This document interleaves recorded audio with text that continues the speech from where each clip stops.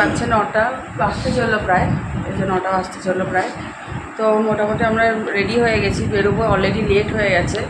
তো দেখিনি আর কি 8:30 কখন বেজে গেছে নোটিসই করিনি।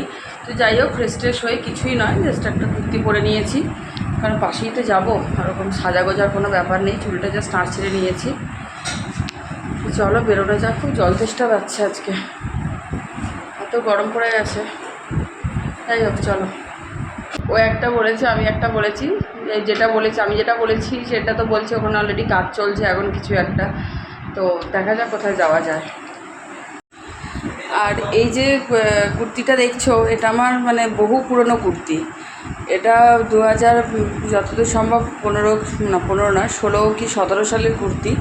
সেভাবে পরাই হয় না, হয়তো পরেছি 3-4 বার কি 5 বার, তো সেটা এখন পরে নিই।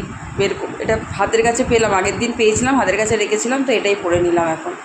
একদম কটনের, তাই জন্য পরে আর বেশ আরামও লাগে। চলো যাওয়া যাক। আমাদের এই জায়গাটা, এটা কিন্তু মানে খুব বড় জায়গা নয়, তো এই গাড়িগুলো যেহেতু একটু লম্বায় ছোটোতে ঢোকানো যায়, কিন্তু আমাদের গাড়িটা এখানে ঢোকাতে গেলে না, ঢোকানো বের করানো দুটোই খুব অসুবিধা হয়ে যায় এই জায়গাটাতে। গাড়ি দিয়ে করেছে, কাঁচ ফাঁচ তোলনি কখনো? কাঁচটা আমি খুলেই রেখেছি ইচ্ছাকৃত করে। পুরো এই কাঁচটা পুরো নামানো ছিল, এই পেছনের কাঁচটা পুরোটাই নামানো। সেটা সহদেব কাকা বুঝবে, কারণ সহদেব কাকা গাড়ি পার্ক করেছে। তুমি ছিলে না গাড়িতে? গাড়ি আমি পার্ক করেছি সহদেব, তুই যে ওইখানে পিছনে কাঁচ খুলে রেখেছিস ওটা কেউই আমরা নোটিস করে রাখিনি। এর থেকে নোটিস করতে হয়, কারণ আমি তো পিছনের কাঁচ খুলি না, খুললে আমি বন্ধ করে নিজে। তো ফাইনালি বেরিয়ে গেলাম, আর একে যে মন্দিরটা পেরিয়ে এলাম, কালীবাড়ি যে মন্দির, এটা হচ্ছে ইসি মার্কেটের এখানে। এই মা কালী এখানকার খুব জাগ্রত, এখানে অনেক দূর দূর থেকে অনেকে পূজা দিতে আসেন। এখানে মায়ের ভোগ হয় যে কোনো অনুষ্ঠানে, অমাবস্যা, পূর্ণিমা বা যাই অনুষ্ঠান হোক না কেন, অনেক মানুষ আসেন এখানে খেতে। তো এটা আমাদের বাড়ির কাছেই। তো ওখান থেকে বেরিয়ে এসে আমরা সান্টা ফ্যান্টাসিয়াতেই চলে এসেছিলাম সেদিন আলটিমেটলি আমাদের ডিনারের জন্য।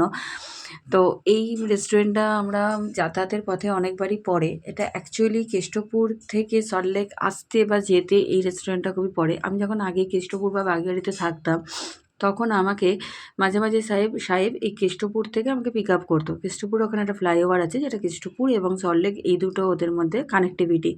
তো যাওয়ার পথে আসার পথে দুবারই পরে অনেকবারই সাহেব আমাকে প্রপোজাল দিয়েছে এখানে খাওয়ার জন্য, কিন্তু আমি কোনো দিন আসিনি। আমার মনে হচ্ছিলো যে কীরকম খাবার হবে, ভালো হবে কি না হবে, কিন্তু এর গুগলে রিভিউ খুব ভালো। তো ফাইনালি আমরা ভিতরে ঢুকেই গেলাম।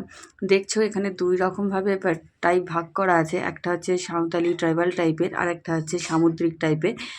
দুটো আলাদা আলাদা থিম করা আছে, কিন্তু খাবার দাবার সব একই রকম পাওয়া যায়। তুমি এখানে বসলেও সেম যা খাবার পাবে, তুমি ওখানে বসলেও সেমই খাবার পাবে। বাট চারিদিকটা বিলিভ মি জাস্ট অসাধারণ, এত সুন্দর হাতের আঁকাগুলো, তোমার চোখ ফেরাতে লিটারালি ইচ্ছে করবে না, মনে হবে তাকিয়ে থাকি, এত সুন্দর প্রত্যেকটা জিনিস, মনে হচ্ছে ক্যামেরাবন্দি করি, এতটা ওদের ফুল ইন্টেরিয়ারটা এতটা সুন্দর। তো যাওয়া মাত্রই ওরা এই সফট ড্রিঙ্কসটা দিয়ে দেয়, এটা হচ্ছে ওদের ওয়েলকাম ড্রিঙ্ক। এটা বেসিক্যালি দুধের ঘোল থাকে, সাবু থাকে, এরকম টাইপের খেতে, পুরোপুরি পিওর যে দুধের ঘোল সেটা নয়, সাবু দেওয়া আছে, আমি যেটা দেখলাম খেতে টেস্ট, খাবার ওটা খেয়েও শান্তি লাগে। তো ওরা তামার গ্লাসে জলও দিয়ে দিয়েছিলো, আর আমরা স্যুপ হিসাবে প্রথমে স্যুপ নিয়ে নিয়েছিলাম, সাহেব বললো আমি স্যুপ খাবো, তো সেইটা আমরা নিয়েছিলাম কেরালা মাটন স্যুপ, 210 এরকম কিছু নিয়েছিলাম, 1/2 করে। তো এর মধ্যে মাটনে এরকম ছোটো ছোটো গ্রেট করে দেওয়া আছে, আর পিওর পুরোটা আছে নারকেলের দুধ, আর উপরে গ্রাস পেপার রয়েছে, লেমন রয়েছে। তো টেস্ট খুবই সুন্দর, মানে একদম আলাদা, যেমন অন্য জায়গায় খাই তার থেকে একদমই আলাদা। তো ফাইনালি আমরা মেন কোর্সের জন্য বাঁশপোড়া চিকেনই নিয়েছিলাম, কারণ এদের এখানে মাস্ট ট্রাই আইটেম হচ্ছে এটা। তো প্রথমে আমরা ভেবেছিলাম যে দুজনের জন্য 2টো লাগবে, তো ওনারাই আমাদের সাজেস্ট করলো যে আপনারা একটাই নিন, পরে যদি লাগে তখন অর্ডার করবেন, কারণ যে অ্যামাউন্টটা থাকে সেটা দুজনের জন্য মোটামুটি ঠিক আছে, বাট পরে লাগলে সেটা নেবেন। আমরা এর সাথে কোনো রকম সাইড ডিশ এর মধ্যে আর অ্যাড করিনি, কারণ আমার আর সাইড ডিশ আমি খেতে পারতাম না। আর বেসিক্যালি বিরিয়ানির সাথে আমার অন্য কিছু লাগে না, ফ্রাইড রাইস হলে বা পোলাও হলে তখন একটা সাইড ডিশ আমার লাগে, বাট আদারওয়াইজ লাগে না। তো এইটাই ছিল, খাবারের টেস্টও অসাধারণ ছিল। তোমরা যারা যারা এদিকে থাকো প্লিজ ট্রাই করতে পারো, অনেক হয়তো ট্রাইও করে নিয়েছো। ওখান থেকে এসে আমার খুব আইসক্রিম খেতে ইচ্ছা করছিল, বাট রাত হয়ে যাওয়ায় ওই দিকটা পুরো বন্ধ হয়ে গেছিলো। এখানেই একটা দোকান খোলা থাকে, মানে খোলা ছিল আর কি তখনও। এই কাকুর দোকানে আমরা মাঝে মাঝে মোমো খেতে আসি, এটা হচ্ছে একদম সিটি সেন্টারের পাশে। তো যখন এই কাকুর দোকান অনেক পুরনো, তো রোল মোমো এগুলো পাওয়া যায়, এখন অনেক কিছুই পাওয়া যায়। তো আইসক্রিম দেখতে এসে এখানে দেখলাম বাড়িলালের আইসক্রিম রয়েছে। বাড়িলালের আইসক্রিম খুব একটা খাই না, কিন্তু খেয়েছি যে কটা, মানে পাই না বলে খাই না অ্যাকচুয়ালি সেভাবে, কারণ নিউটনে বেশিরভাগ কোয়ালিটি ওয়ালস, রলিক এগুলিই থাকে। তো কোনটা একটু চিনি কম হবে, মানে মিষ্টি কম হবে, সেটাই খুঁজছিলাম। অ্যাকচুয়ালি আইসক্রিমের মধ্যে প্রচুর সুগার থাকে, তাই মিষ্টি কম এরকম পাওয়াই যায় না।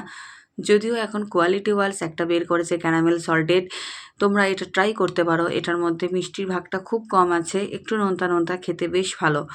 তো যাই হোক, প্রথমে তো ও কাকু যে ছিল আর কি, তো তখন দোকান গোছাচ্ছিল। তো এদিকে এসে আমি জিজ্ঞাসা করছিলাম যে কোনটা নেব।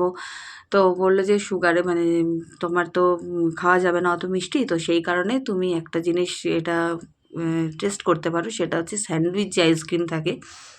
স্যান্ডউইচ আইসক্রিম আমি ওটা অনেক দিন উঠেছে, কিন্তু আমি কোনো দিন আজ পর্যন্ত টেস্ট করে দেখিনি যে আইসক্রিমটা কেমন হবে না হবে। তো কাকু বললে এটা খেয়ে দেখো, তো কাকু আমাকে এটাই সাজেস্ট করলো। কাকু যখন বললো তখন আমি এটা নিয়েও নিলাম। তো আমি ভাবছি এটা গলে যাবে না, তো তো কাকু সেই জন্য আমাকে একটা চামচও দিয়ে দিল। তো এই ছিল আমার আজকে ভিডিও।